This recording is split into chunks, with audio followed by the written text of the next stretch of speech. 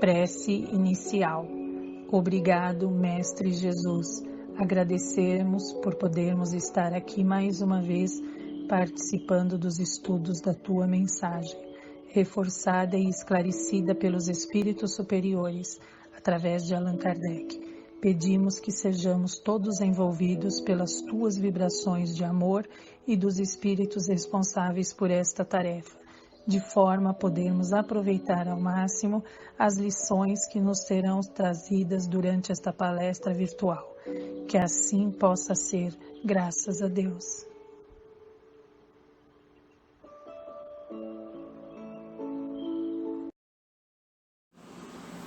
Boa noite, pessoal. Hoje o nosso tema vai ser sobre a infância, né?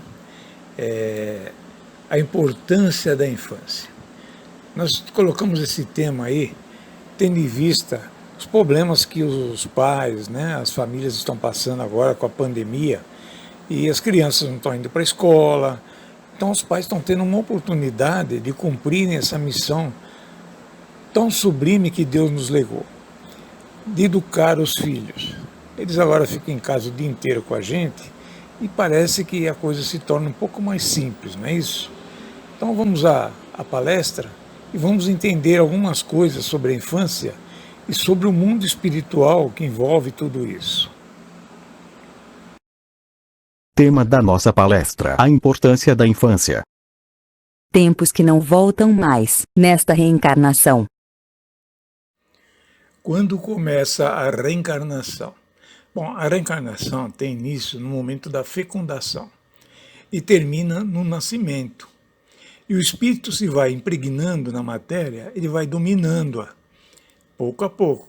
Pega o embrião, vai se impregnando e vai aos poucos dominando essa matéria. Esse processo ocorre mais ou menos até os 7 anos de idade, ou seja, até a criança ter 7 anos de idade, ainda está no processo da matéria sendo impregnada pelo espírito. Então, o espírito ainda está dominando a matéria, né? Após esse período, ele estará totalmente reencarnado, o espírito, e passará a controlar o corpo. É um ciclo longo, lento e sutil. Isso aí nos leva a pensar o seguinte: a partir desse 7º ano, quando ele adquire total controle da matéria, o espírito também começa a ter o controle do seu livre-arbítrio e começa a lembrar do passado. Então aí, ele tendo o seu livre-arbítrio, ele começa a tomar decisões por conta própria. Então tudo aquilo que os pais ensinaram até o 7º ano, a parte moral, a parte religiosa, tudo isso vai ser levado em conta. Pois se não fizeram nada para essa criança aprender durante esse período todo dos 7 anos, ele vai se tornar uma criança terrível a partir daí, né? Como percebemos, surgem as lembranças do passado. O passado, que a gente está querendo dizer, das reencarnações anteriores, né? Então o espírito pode trazer no inconsciente a lembrança da sua encarnação passada, e que na infância pode explodir na sua memória atual, como flashes do passado. Isso vai acontecer após o 7º ano. Até aí ele é um livro aberto, em branco, para que os pais possam preencher com todo carinho, com todo amor, ensinar a parte moral e tudo aquilo que a criança precisa aprender. A partir daí, começam a surgir flashes do passado para ele. E ele, de posse do seu livre-arbítrio, ele pode tomar decisões que talvez não sejam boas, né? Então, após a conclusão da reencarnação, tais flashes se apagam. E a partir daí o livre-arbítrio é total da criança. Qual a idade espiritual da criança, né? O espírito que anima o corpo de uma criança pode ser mais desenvolvido e mais velho do que de um adulto, né? Eu olho para o meu netinho pequenininho ali, recém-nascido, de repente ele pode ser um espírito muito mais velho do que eu. Apesar que na carne hoje eu sou muito mais velho, né? E o espírito que está no corpo do velho pode ser mais novo. Então não há como a gente interpretar ou tentar comparar uma pessoa idosa com uma criança. pode ser muito mais inexperiente, mais irresponsável. Então a maturidade não é a idade fisiológica, como a gente acredita, assim, mas a maturidade é a idade espiritual. Claro que o espírito desenvolverá essa inteligência gradualmente, conforme o desenvolvimento dos seus órgãos. O campo mental de uma criança.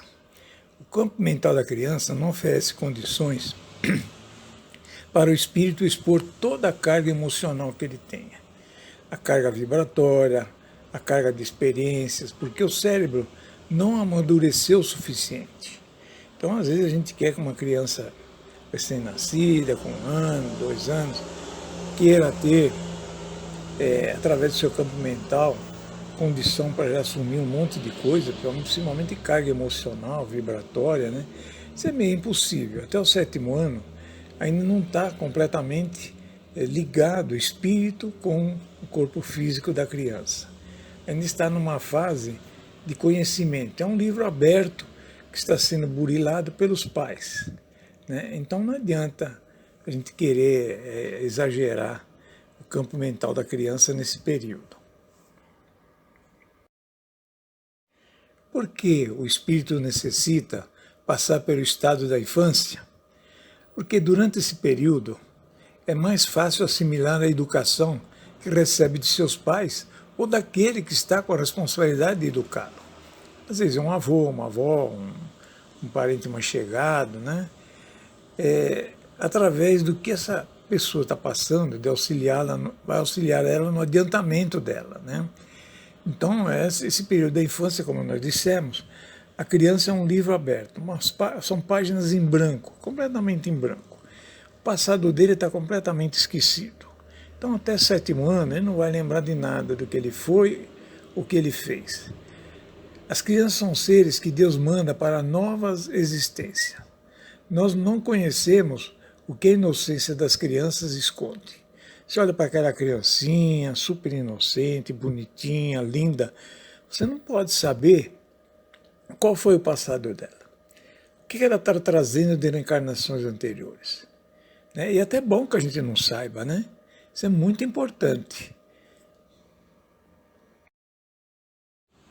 A inocência da criança. Para que os espíritos não possam mostrar excessiva severidade, eles recebem todo o aspecto da inocência. Você vê se uma criança com aquela carinha maldosa, uma carinha ruim, um aspecto de adulto, vamos dizer, numa criancinha recém-nascida, com 1 ano, 2 anos, não tendo aquele aspecto da inocência, como é que você pode tratar ela? Essa inocência, muitas vezes, não constitui o que realmente eram antes. Essa carinha inocente das crianças não quer dizer o que ela foi em outras encarnações. É a imagem do que deveriam ser e não o que são. As más inclinações são cobertas com o esquecimento do passado. Essas más inclinações são cobertas com a inocência da criança, com essa aparência de inocente. Por isso que a responsabilidade dos pais até o 7º ano é uma missão das mais importantes. Transformar a criança moralmente, religiosamente, enfim, transformar aquela criança num novo ser, num novo espírito, completamente limpo. O amor dos pais. O amor dos pais se enfraqueceria diante do caráter áspero e intratável do espírito encarnado. Se a criança mostrasse quem ela foi realmente na encarnação anterior, o amor dos pais se enfraqueceria. Nós vemos num caso, por exemplo, de André Luiz, Missionários da Luz, o caso do Segismundo. Ele, em encarnação anterior, ele matou o pai. Ele foi o responsável pela morte da mãe. Então imagina se os pais agora olhassem para aquela criança e vissem o Segismundo de encarnações anteriores. Não aceitariam, a coisa ficaria terrível na família, não é isso? Então, esse amor, ele vai crescer muito mais quando a pessoa, quando o pai e a mãe, não veem a realidade daquela criança, quem ela foi no passado. Por isso que ela vem com a carinha inocente, vem um livro em branco, vem novinha, novinha, para a gente tratar e transformar um novo ser, um ser moralmente bom, um ser inteligente, um ser que possa crescer e evoluir junto a nós. Então esse amor é muito importante dos pais, pois nós sabemos se o espírito que recebemos com todo amor possa ter sido um assassino, como nós falamos do Sigismundo, um amigo, um inimigo, um viciado, tanta coisa, né? Na adolescência, aí sim surge o caráter real e individual. Por isso muda um tanto de comportamento. A gente fala dos adolescentes, né? Eu chamo eles de aborrecentes. Na realidade, até a adolescência, até 15, 16, 17 anos, a criança, se ela foi bem cuidada até o 7º ano, se ela foi preparada bem pelos pais, a partir desse momento da adolescência, ela adquire uma nova forma, um novo tipo de ser bom, né? Um ser que vai seguir tudo aquilo que os pais ensinaram, vai seguir a parte moral, a parte religiosa, vai seguir tudo. Mas se os pais não deram toda a sustentação e a necessidade de ensino que essa criança precisaria até o 7º ano, do 7º até o 15º, 16º, ela vai adquirindo livre-arbítrio, e adquirindo esse livre-arbítrio, se ela não foi bem preparada, de repente os flashes começam a surgir do passado, começa a surgir o caráter dela real que ela foi. Então por isso que às vezes a gente vê adolescentes que acabam matando o pai, a mãe, acabam matando alguém da família, acabam cometendo crimes horrorosos, né? Porque não foram bem preparados quando criança, né? Até o 7º ano. Surgiu o caráter real deles. E aí já fica difícil você conseguir acertar esse caráter, essa parte dessa criança a partir daí. Educar os filhos desde a infância. Devemos educar nossos filhos desde o berço e começar a conversar com eles desde os 4 anos, sem esperar pelos 12, 13 anos, né? Os frutos plantados na infância serão colhidos na adolescência, como nós falamos agora há pouco, né? Dentro dos lares, possivelmente, nasçam crianças cujos espíritos vêm de mundos onde contraíram hábitos diferentes, trazendo paixões diversas das quais nutrimos, inclinações, gostos inteiramente opostos aos nossos. Por isso que às vezes a gente vê aquela criança completamente diferente dos nossos costumes, das nossas ideias, né? Cabe a nós, pais, como missão, mudar essa situação, ensinar essas crianças, né? Nós devemos educar elas para que elas possam entender como deve ser um ser evoluído, um espírito evoluído, como deve ser moralmente, né? Como deve ser intelectualmente, enfim. Nós temos toda uma missão para fazer com nossos filhos, né? E não esperar, como eu disse agora há pouco, 12, 13, 14 anos, esperar a adolescência, não. Isso tem que ser feito a partir dos 4 anos, né? E até o 7º ano, se possível. A importância da infância. Por isso a fase da infância é importante. É nela que poderemos reforçar o que for bom e reprimir os maus pendores da criança.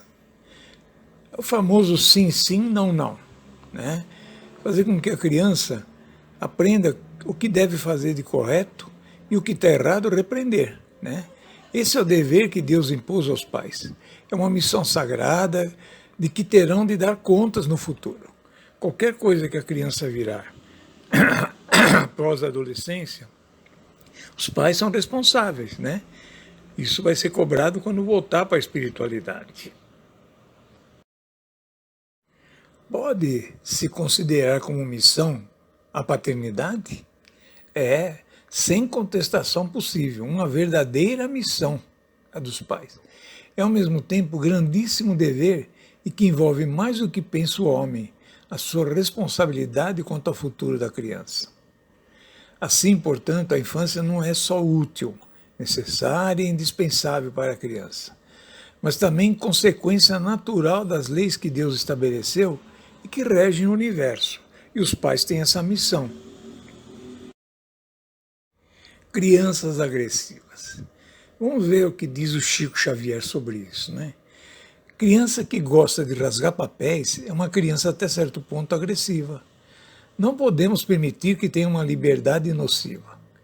Crianças que destroem brinquedos, objetos domésticos, estragam paredes, móveis, matam animais e plantas, gritam continuamente, explodem em birra a menor contrariedade, demonstram ervas daninhas que devem ser combatidas pelos pais, diz o Chico, para que não se transforme em caminho para a irresponsabilidade e o crime, gerando violência. Então, olha a missão dos pais como é importante, hein?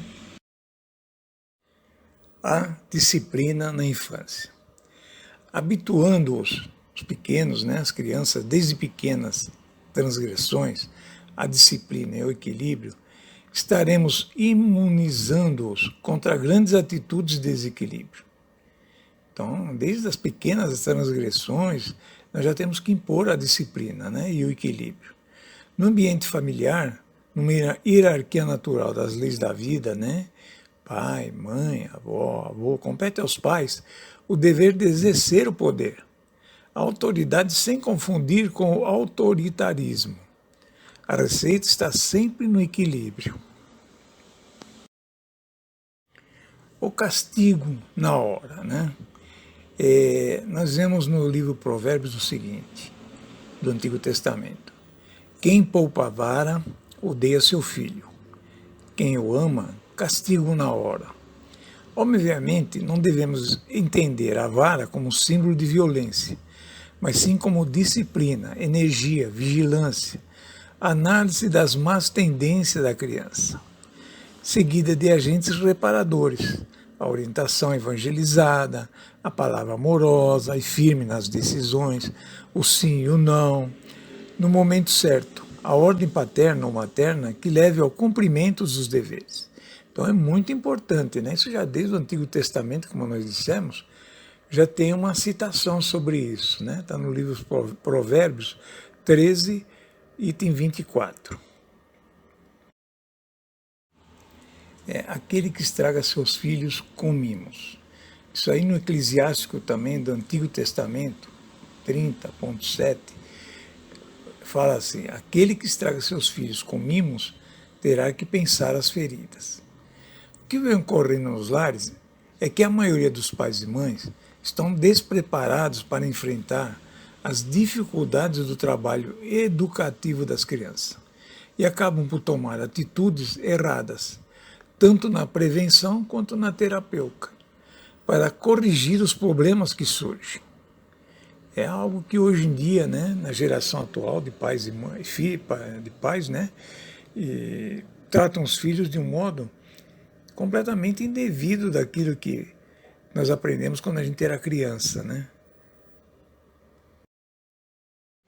Fase evolutiva do planeta. Vamos ver o que diz o André Luiz sobre isso, né? Na fase atual evolutiva do planeta, existem na esfera carnal raríssimas uniões de almas gêmeas, reduzidos matrimônios de almas irmãs ou afins, e esmagadora porcentagem de ligações de resgate. Ou seja, ele nos lembra que hoje no nosso planeta, né, inclusive porque a gente está à beira de passar para um novo mundo, né, de regeneração, são bem poucos os matrimônios de almas afins, almas irmãs. A maioria são ligações de resgate, né? O marido, a mulher estão resgatando alguma coisa um com o outro. E os filhos que surgem também fazem parte desse drama, né? Estão todos resgatando alguma coisa porque o tempo é curto agora. Tem que resolver logo para poder passar para a regeneração. O maior número de casais humanos hoje é constituído de verdadeiros forçados, sob algemas, né? Como se tivesse casado por obrigação. Impera às vezes mais a paixão do que o próprio amor. E não leva em conta que estão acertando esse passado. Coisas que já trazem de outras encarnações. Os problemas dos pais. Portanto, diante dos ajustes de seus próprios problemas, os filhos tornam-se, muitas vezes, mais problemas. Com isso, muitos estragam seus filhos porque os liberam demais.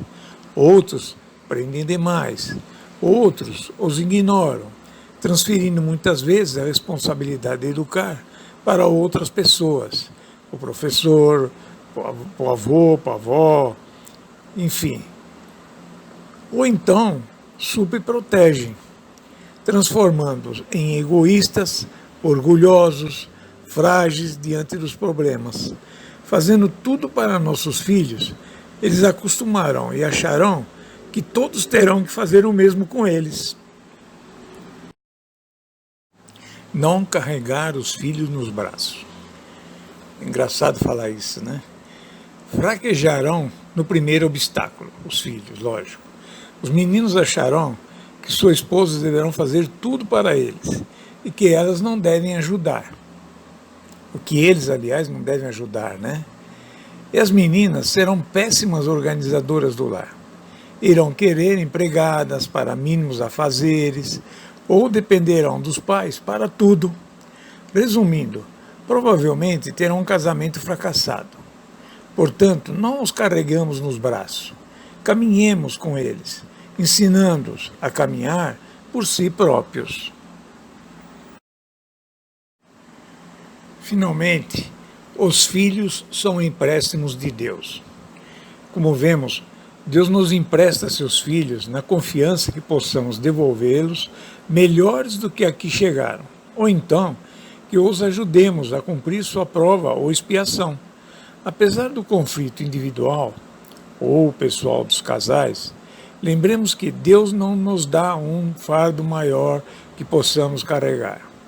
Se Ele nos dá essa incumbência de criar filhos, é porque Ele acha que somos capazes para cumprirmos tal missão. Retirado dos livros. Um desafio chamado Família e o Livro dos Espíritos. Questões 379 a 385.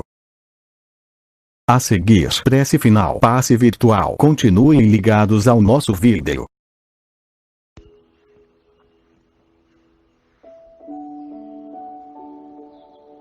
Prece final. Amigo Jesus, encerrando mais uma etapa onde, através de um bate-papo fraterno, estamos aprendendo o que já nos deixaste há tanto tempo, mas que só agora está entrando em nossos corações. Obrigado, amigo, por estes amigos do canal que se esforçam em manter vivas nossas esperanças. Muito obrigado, assim seja.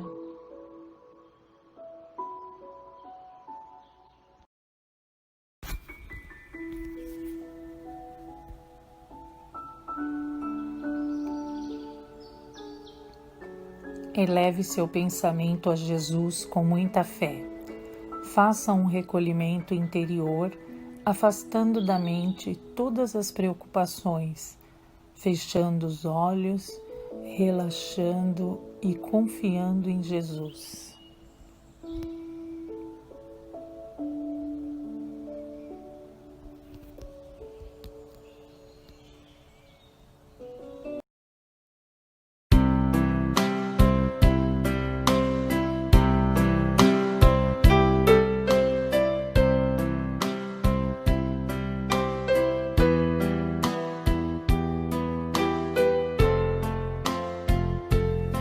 Deus, nosso Pai, que tendes poder e bondade, dai força àquele que procura a verdade.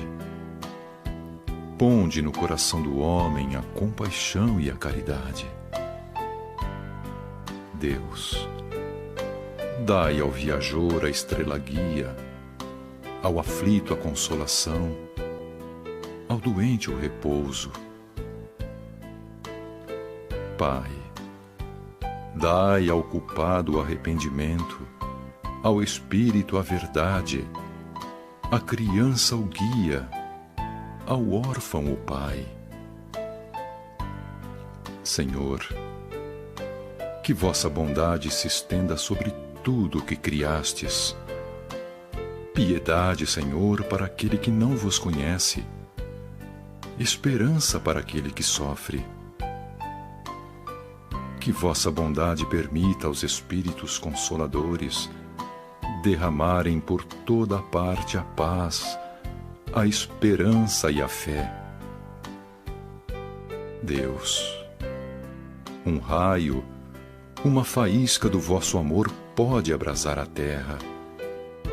Deixai-nos beber nas fontes fecundas e infinitas, e todas as lágrimas secarão, todas as dores acalmar-se-ão. Um só coração, um só pensamento subirá até vós, como um grito de reconhecimento e amor. Como Moisés sobre a montanha, nós vos esperamos com os braços abertos. Ó poder, ó bondade, ó beleza, ó perfeição. E queremos de algum modo alcançar a vossa misericórdia.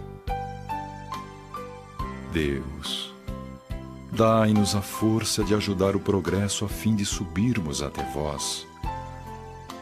Dai-nos a caridade pura, dai-nos a fé e a razão. Dai-nos a simplicidade que fará das nossas almas o espelho onde se refletirá a vossa imagem.